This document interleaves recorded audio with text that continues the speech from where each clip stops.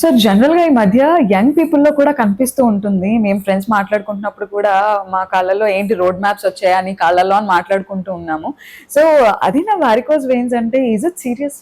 చాలా మందిలో ఈ వెయిన్స్ అనేవి గ్రీనిష్ గా ఉండి బ్లూయిష్ గ్రీన్ గా రైట్. ఉండి ఆ! ఒక నిజంగానే ఒక గూగుల్ మ్యాప్ లాగా రోడ్ మ్యాప్ లాగా అటు ఇటు చూపిస్తా హ్మ్. ఉంటాయి. హ్మ్. బట్ మామూలుగా మన గూగుల్ మ్యాప్ అయితే ఏదో ఒక డైరెక్షన్ చూపిస్తా ఉంటది. కానీ ఇది మీ జబ్బుకి సంకేతం చూపిస్తున్నట్టు మనం అనుకోవాలి. దీన్ని ఓకే. డెఫినెట్ గా వారికోస్ వెయిన్స్ అని అంటాము. హ్మ్. కాకపోతే ఎంత సీరియస్ ఉంది ఏంటి అనేది మన వాస్కులర్ సెంటర్ చిరంజీవి హాస్పిటల్కి వచ్చినట్టయితే ఆ! మనం డాప్లర్ స్కాన్ లో చూసి మీ రోడ్ మ్యాప్ యొక్క డైరెక్షన్ కరెక్ట్ చేసి పంపిస్తాం. సో వారికోస్ వెయిన్స్‌కి ఏజ్‌ని బట్టి వచ్చే ఛాన్సెస్ ఏమన్నా ఉన్నాయా? అవునమ్మా.